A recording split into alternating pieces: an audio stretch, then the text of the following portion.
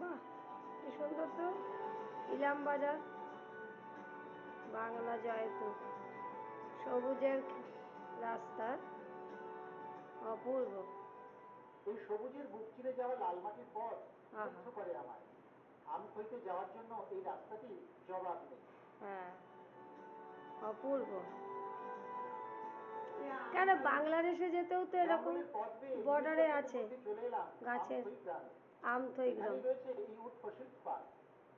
এই যেন প্রকৃতির ও, পাঠশালা। কোটি বছরের প্রাচীন প্রস্তরীভূত অরণ্য উদ্যানের ইতিহাসের খোঁজ পেতে বাহ, আপনাকে আসতেই হবে এই ইলাম বাজারে। ও, রাজ্যের প্রথম ফসিল পার্ক কিন্তু এটি।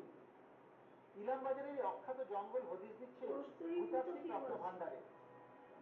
ওই ফসিল ফসিল ফসিল ফসিল ইলাম বাজারে প্রস্তরী পাওয়া গেছে, ফসিল পাওয়া গেছে। জয়তু বাংলা, ভালো বেড়াতে দেয়। চলুন যাওয়া যাক ভিতরের দিকে।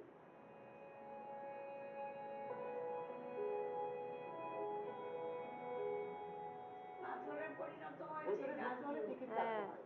বড়দের টিকিট 10 টাকা কাটতে হয়। টিকিট, ছোটদের ফসিল 5 পার্ক, টাকা। আমরা টিকিট কেটে ঢুকে পড়লাম ভিতরে। বাহ,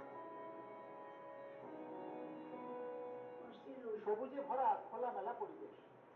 বন দপ্তরের দেখভালে প্রকৃতি দর্শনের অনাবিল আনন্দ। জঙ্গলের ভিতরে আমখই গ্রামে পুকুর কাটতে কাটতেই বেশ কয়েক বছর আগে প্রস্তরীভূত অরণ্যের সন্ধান পেয়েছিলেন স্থানীয় বাসিন্দারা। এলাকার আদিবাসীরাই প্রথম সেই খবর দেন বন দপ্তরকে। ও, শান্তিনিকেতন থেকে ভূতাত্ত্বিকেরা এসে বুঝতে পারেন কাঠ জীবাশ্মের ভান্ডার রয়েছে এখানে। ও, ভূতাত্ত্বিকদের কথায় আজ থেকে কয়েক কোটি বছর আগে ভূত্বকে বিভিন্ন প্রাকৃতিক প্রক্রিয়ার দ্বারা এই কাঠ জীবাশ্মের সৃষ্টি। ও, উদ্ভিদ জীবাশ্মে পলির স্তর পড়ে প্রস্তরীভূত হয়ে কাঠ দেখো, জীবাশ্মের সৃষ্টি হয়। পশ্চিমবঙ্গের বিভিন্ন জেলায় যেমন কাঠ বর্ধমানের জীবাশ্ম, আউশগ্রাম, কাঠ। বাঁকুড়ার সোনামুখী, মেদিনীপুরের গড়বেতা ছাড়াও ওড়িশার ময়ূরভঞ্জ জেলার নীলামালা নদীর তীরবর্তী অঞ্চলেও এই কাঠ জীবাশ্ম পাওয়া গিয়েছে। আরে বীরভূমের বাবা, বিস্তীর্ণ এলাকায় মাটির নিচে এই মূল্যবান জীবাশ্ম পাথর রয়েছে। হিসেবে পরিগণিত হয়। ইলামবাজার ছাড়াও এর অস্তিত্ব পাওয়া গিয়েছে পাঁচামি, খড়িয়া, পুরন্দরপুর, দারোন্দা ইত্যাদি এলাকার মাটির নিচে। হ্যাঁ, এতকালীন তথ্য জানা থাকলেও ইলামবাজারের জঙ্গলে প্রথম তা চাক্ষুষ হয়। কৌতূহলী ভূবিজ্ঞানীরা এই উত্তোলিত জীবাশ্মগুলি পাঠিয়েছিলেন লখনৌয়ের বীরবল সাহানি ইনস্টিটিউটে। সেখানকার বিজ্ঞানীদের মতে আমখই গ্রামে উত্থাপিত জীবাশ্মগুলি প্রায় 1.5 কোটি বছরেরও পুরনো।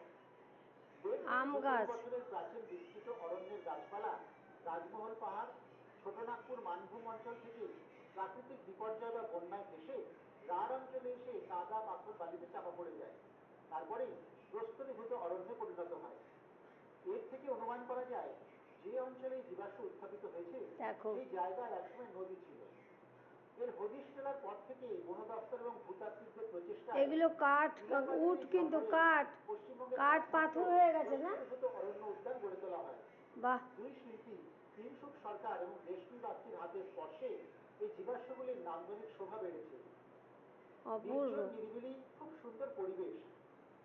খানিক সময় কাটাতে মন্দ লাগে না এই পার্কে। দারুণ দারুণ, অপূর্ব। ইলাম বাজারে দেখার কত কিছু আছে। দেখি, ইলাম বাজার যেতে হবে।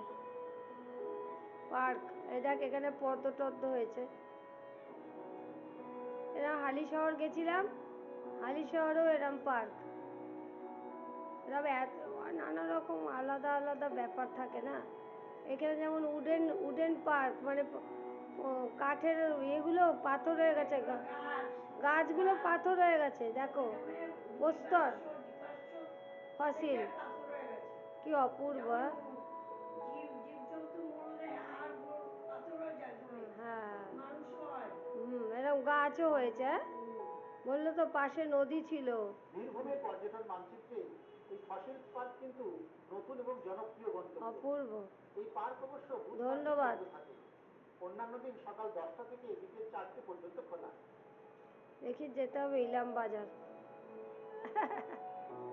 রাধে রাধে, রাধে রাধে।